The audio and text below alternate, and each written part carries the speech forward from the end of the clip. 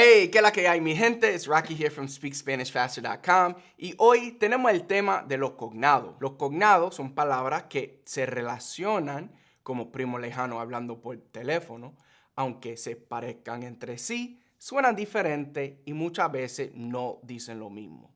Son palabras existentes en dos o más idiomas que tienen un pasado etimológico común, pero a lo largo de su historia han evolucionado fonéticamente distinto. Es decir, que se escriben igual o parecido y significan lo mismo, pero se pronuncian diferente en la gran mayoría de los casos. Hoy en día se calcula que entre el 30% y el 40% de las palabras en inglés tienen una palabra relacionada en español, un cognado. ¿Puede imaginarlo? Son más de miles de palabras. So you probably already know much more Spanish than you think. Primero, vamos a empezar con los cognados perfectos. Los cognados perfectos son aquellas palabras que se escriben igual o muy similar y significan lo mismo, aunque casi siempre tengan una fonética diferente en ambos idiomas. La manera más efectiva de entender este concepto es con ejemplos. Y el ejemplo más claro de un cognado perfecto es la palabra color, que en inglés y en español, color, aunque hay cognados que son de hecho perfectamente idénticos, tanto en cuanto a su escritura como a su fonética y su significado, como bar, gas o banana, la mayoría carga con una modificación en su pronunciación y en algún aspecto de su gramática. For example, hospital, hospital, menu, menú, opinion, opinión, popular, popular, director, director, decision, decisión. Por otro lado, existen cognados que no son tan similares en cuanto a su escritura y a su fonética, aunque mantengan siempre la semejanza de significado. Para algunos de estos casos hay una simple regla de transición fácil de adoptar. Para palabras en inglés terminadas en tion, se reemplaza la terminación con ción. So repetition, repetición. Action, acción. Composition, composición. Exposition, exposición. Civilization, civilización. Construction, construcción.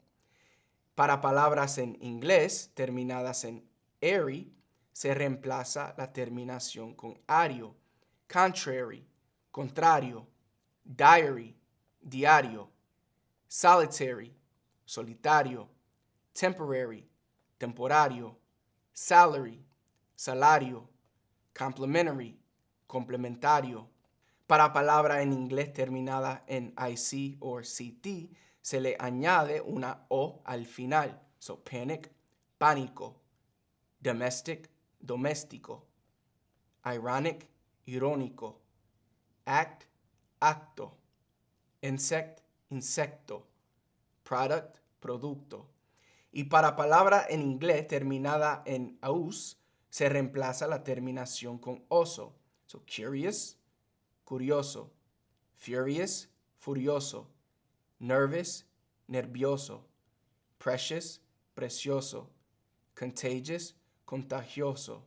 Famous, famoso. Es fundamental recordar que estas reglas son muy generales y que abundan las excepciones, como enormes, que en español no es enormoso, sino enorme. Así como algunos cognados semiperfectos precisan pequeños cambios adicionales en su escritura, como authentic, que en español es auténtico, o classification, que en español es clasificación. Y otros no encajan en ninguna de estas reglas. Decade, década. Rare, raro.